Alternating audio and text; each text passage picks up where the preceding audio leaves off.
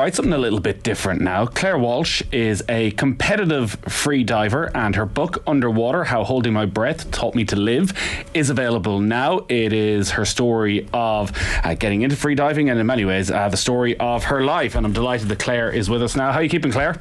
How are things? Good to see you. Free diving. You write in the book of listening to a radio show, and they're talking about free diving in quite horrific ways and how frightening it all is. And if I was just asked about free diving, I would probably describe it in the same way. So maybe being the expert in what free diving is, you can tell us exactly what it is. So free diving is the sport of holding your breath underwater.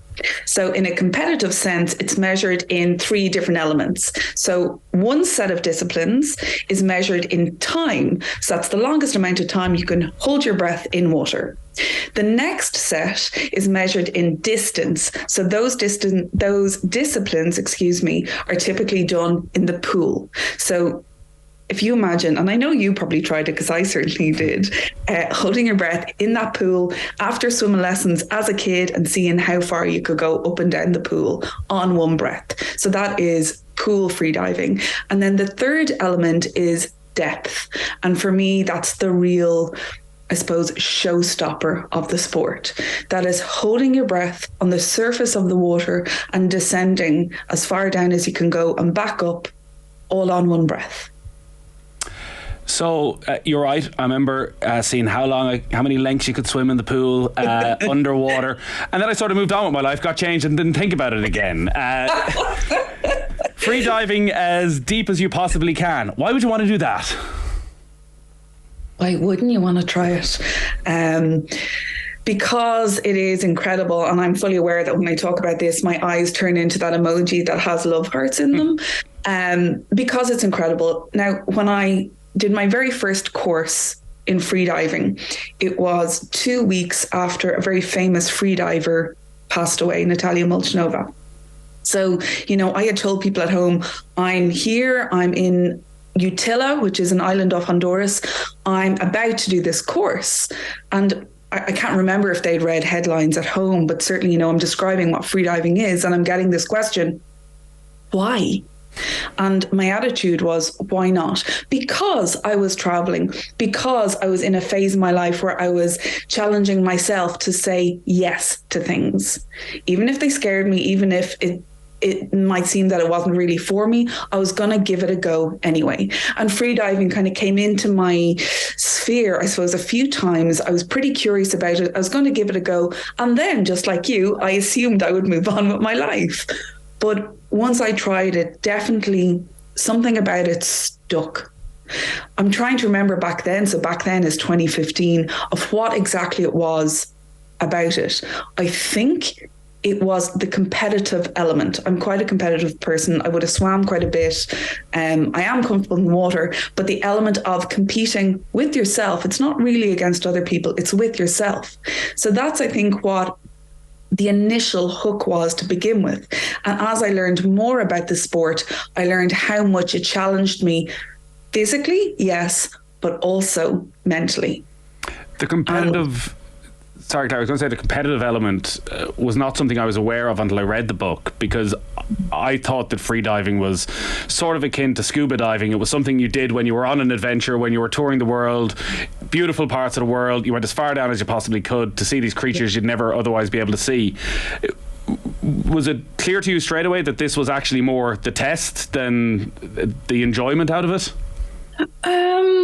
I didn't go into competitive freediving until 2017. And in fact, that's when I had my first exposure to freediving competitions. I worked as part of the safety team in the World Championships in Roatan in 2017. And suddenly, it's a different ball game.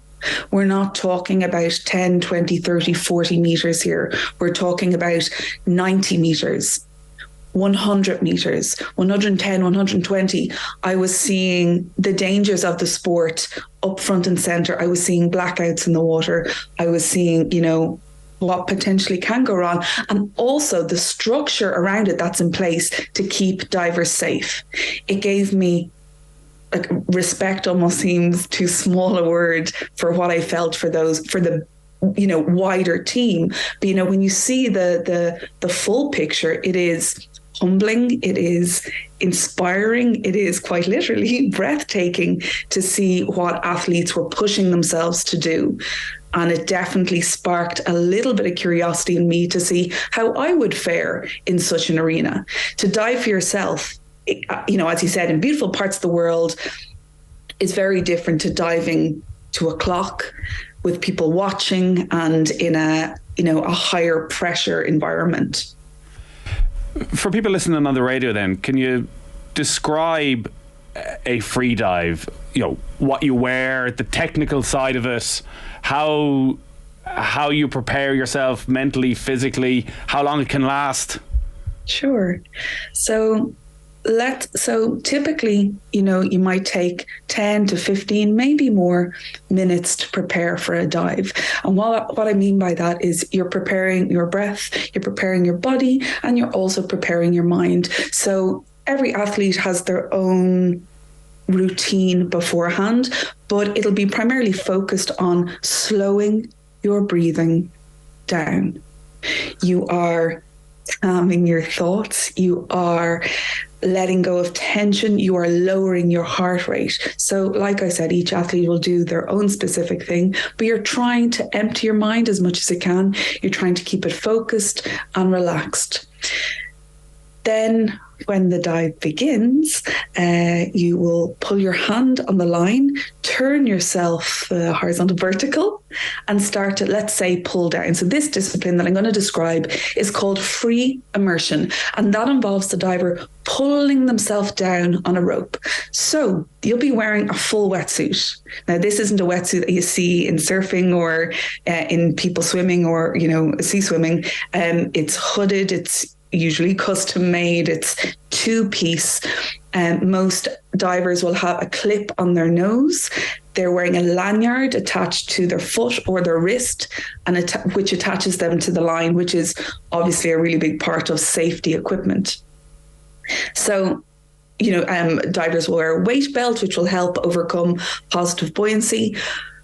But that almost feels like the boring bit. How it feels is the amazing part. And I think, as far as I remember, the very first line of my book, Underwater, is, underwater, you don't hear anything.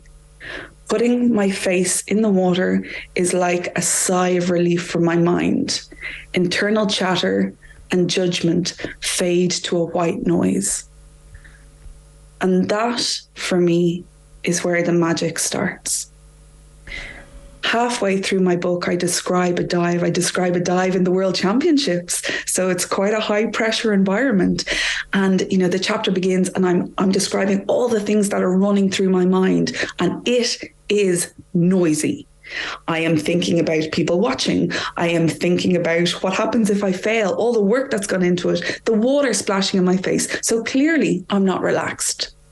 And then I put my face in the water and all that dissipates. So the first part of a dive, I'm going to try and overcome positive buoyancy. I want to start to sink. So I'm pulling down the line, using a rhythm to help me, concentrate, and secondly, relax. And then at about 23, 24 meters, something shifts and I start to become negatively buoyant. And that means I start to sink. And soon enough, I'm going to go into the state which is called free fall. So it means I don't have to do anything to sink. Now, to some people, that sounds terrifying. You're sinking in depth. But the mental state that goes with that is dreamy. A lot of free divers describe this as, it's like having a snooze. It's like being in a dreamlike state. You can feel the flow of the water over your face. You are focusing on keeping your body relaxed. It feels like flying. But Claire, you're describing that as a beautiful thing. That in itself sounds absolutely terrifying because you're falling and you're going deeper and deeper. And the danger level is rising. Yeah, maybe that's the magic of it. And the magic isn't the danger, but the magic is that sense of autonomy. Because to get to that point, there's a lot of work involved. There's a lot of, well, aside from anything, there's a lot of safety things happening around you. But there's a lot of work that you've done to keep yourself relaxed, to keep yourself safe in this space. And when you reach the end of your target dive, let's say it's 60 meters, you're going to turn and start moving up. And there definitely is this moment where, well, for me anyway, where you're humbled at where you're at, like you're 60 meters underwater. But of course, you can't stop and dwell on that. And nor can you allow yourself to go down that rabbit hole of thinking that way, because thoughts use oxygen. So you want to keep yourself as neutral as possible to bring yourself up from the depth as calmly and as safely as possible. It's hard to overestimate how important it was for you to be able to put your head in the water and clear your head, because you're incredibly honest in this book about some of the struggles you were going through with your mental health. And as you say, you were on this trip to say yes to everything. It's still incredible listening to you describe it, that you can blank everything out, that there's not a level of stress, that there's not a level of fear that's there when you're put your head in the water and you know what you're about to do. So firstly, I'm going to do a little correction. I don't describe mental health, I describe mental illness. And I suppose I feel passionate about this. Let's call it what it is. It's not mental health. There was nothing healthy about what was happening to me. It was mental illness. And I think that just frames the freediving a little bit more. And for me to describe, and the first chapter is a dive. It's a blissful dive. I sometimes read it to myself when I'm stuck in Ireland and I'm far away from depth diving. But to get to that point, there is a lot of work. And I think that's where the connection for me was, because to get to that point, I had to be very honest with what was going on. And I'll give you an example if we have time. In 2016, I had planned to go out to Utila to train more. So I started, watching what I was eating. I started getting back in the gym. I was in the pool. So I was training physically for this. I was watching my sleep and so on and so forth. They're doing things that an athlete would do. I also was spinning wheels in muck. I was running around like it's a headless chicken. I was trying to, adhere to my training schedule while finishing up work, while packing, while wrapping up, loose ends here in Ireland to travel for, I think it was 6 or 7 weeks. So I arrived out physically fit, mentally exhausted. And I remember, my first week of adaptation, and I couldn't get past whatever it was, 10, 15, 20 meters. And I was so confused why. And the reality was I had totally neglected the mental aspect. And I think that's when freediving changed for me, because it required me to be honest about how I was doing mentally, about what was coming up, about maybe difficult feelings, emotions, judgments, that's the big one, and start to redress that balance before I could do anything in the water. So when I describe going deeper, what is implicit in that is the relationship with my body and my mind. They'll have made friends. They're working together. So yeah, it's really attractive to dive deeper, but also what's a really big reward is the work that's gone into that, for me anyway. And do you still find today that connection is there, that there be times when you have planned something and in your head you're going to go 60 meters, but actually when it gets to the day you realize maybe the work hasn't gone into it? Yeah, 100%. So at the moment I have long COVID, and this is into year 3. So I've had it over 2 years. So what I've been able to do physically has changed dramatically. So I am almost relearning how to approach a goal like that. And the goal has changed hugely. So I'm not, aiming towards diving to 60 meters. I'm aiming to be able to walk 5K without being absolutely exhausted for 3 days after that. So, obviously it's unfortunate, but it definitely has taught me a lot about approaching a task and breaking it down into small steps and having the goal, something that you can do on repeat, so that it's not this all-out effort that leaves you wiped for a month afterwards, but something that's repeatable.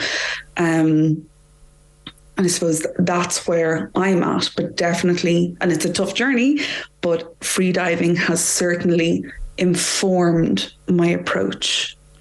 Does that make sense? Can you talk about long COVID? Can you talk about the impact it's had on you? Yeah. There's no other way to put it. It's crap. in not an eloquent phrase. Yeah, it's brutal. My main symptoms are chronic fatigue, respiratory issues, which is a really funny sensation. In other parts of my life, I teach singing, I teach voice. I've taught and facilitated breathwork and conscious breathing for years before freediving. So breath has become something that's obviously part of my personal life, but also my professional life. So now I sometimes feel like I'm wearing the wrong lungs. It's a really jarring sensation. But obviously there's exercises that I use and that I'm working on a day-to-day basis. It's the chronic fatigue part that's really, really interesting. It would be interesting if it wasn't happening to me, because it's happening to me. It's crap as well as interesting. But what I mean by that is, yes, it's not just about being tired. And I think that's something that I've had to change the language I use around it, because when I tell people, I'm feeling really, really tired, there's a lack of understanding about what tiredness means. And the response tended to be, but we're all tired. And I'm saying, yeah, but I need a nap during the day to be able to cook my dinner. And the response comes, a nap during the day? Sure, wouldn't I love to have a nap during the day? And you're kind of, no, that's not it. So I tend to use the word fatigued now, with the idea that tiredness is something that can be cured by sleep. This doesn't. And it forces you to look at a day very differently. If I am commuting, that's units of energy. If today is a day that I need to wash and dry my hair, that energy has to come from somewhere else. Now, I've been working on it. I'm also really, really, really lucky.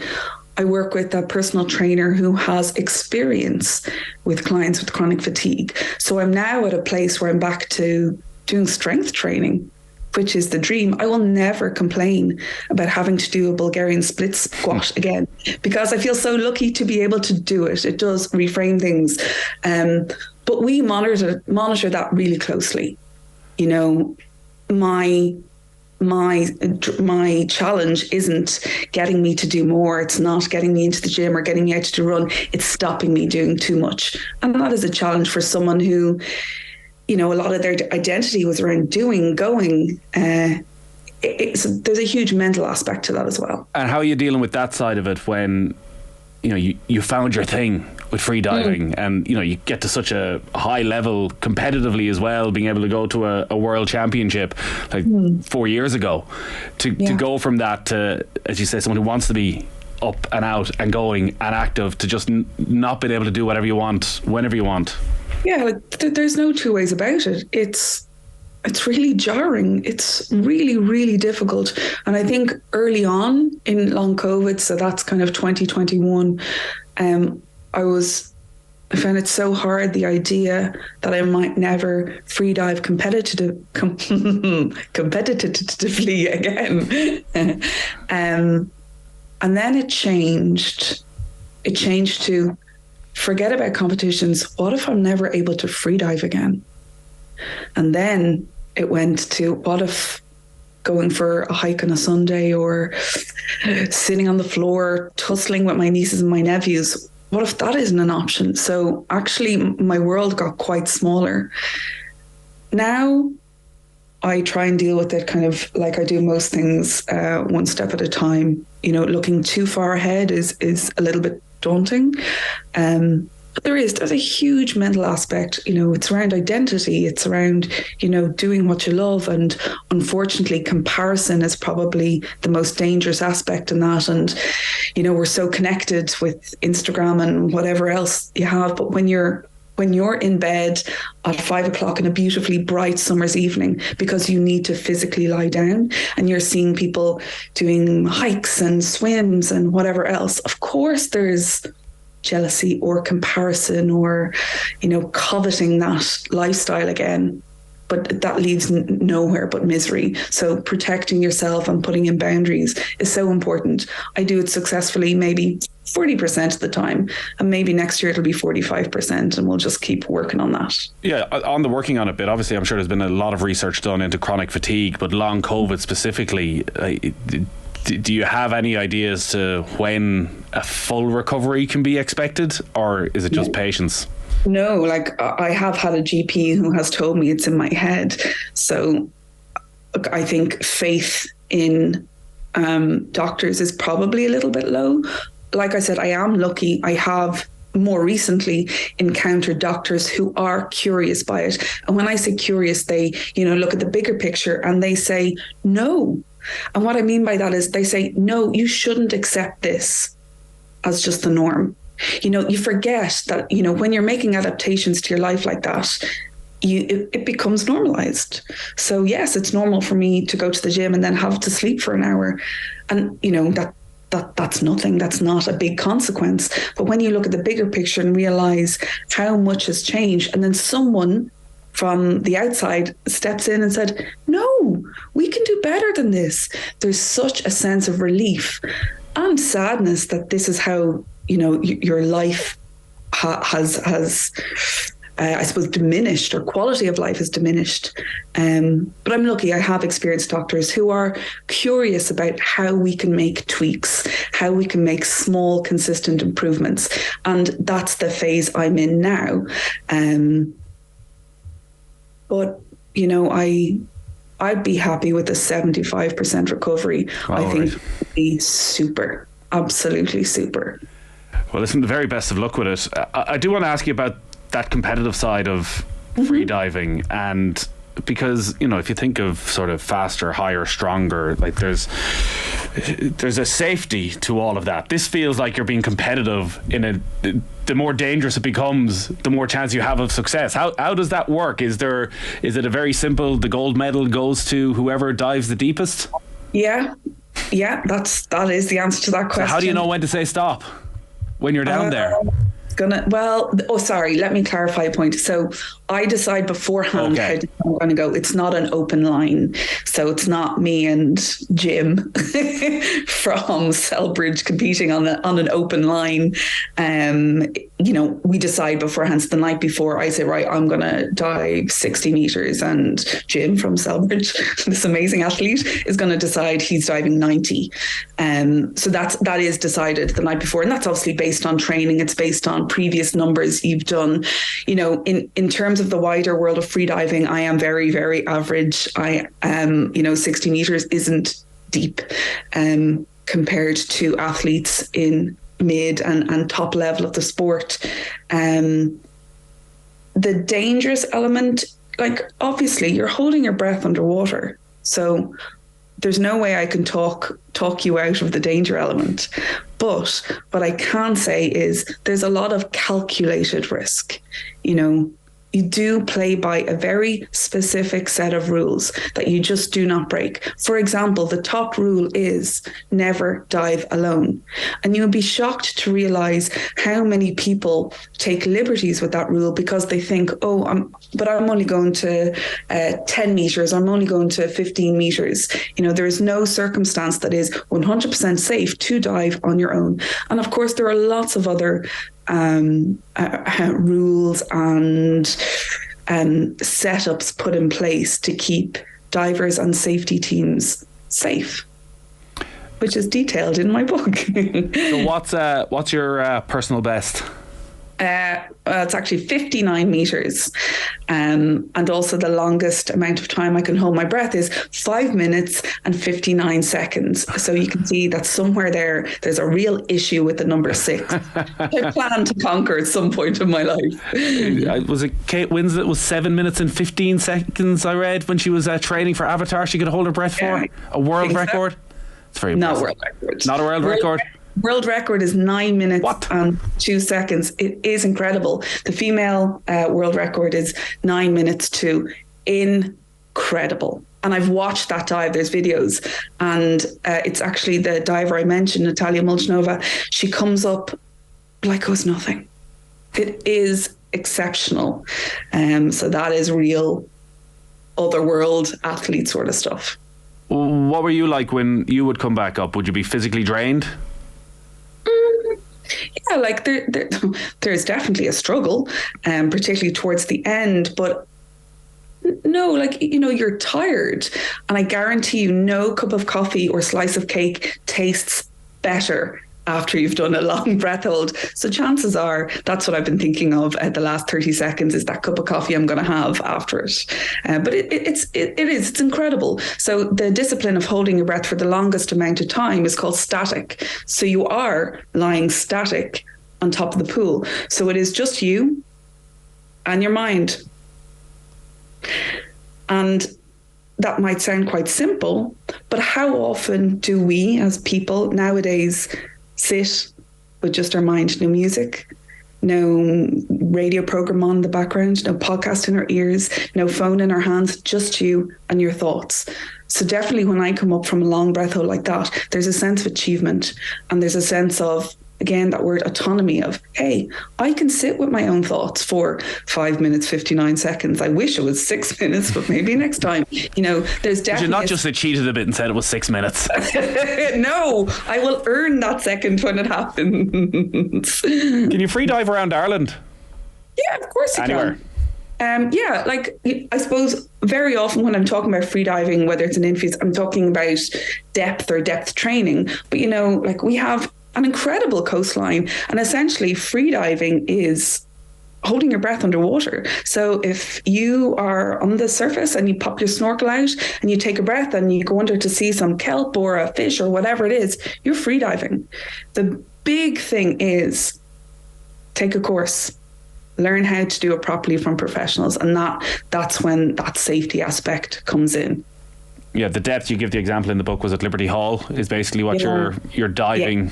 Turn it upside down, stick it in the liffey, and off you go. 59 meters. Yeah, I don't want to dive in the liffey ever.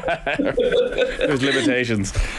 Listen, it's a fascinating book, Claire. Thanks a million for joining us. It's available right now. Underwater: How Holding My Breath Taught Me How to Live. It's available in all good bookshops, and it's the very best with your continued recovery as well.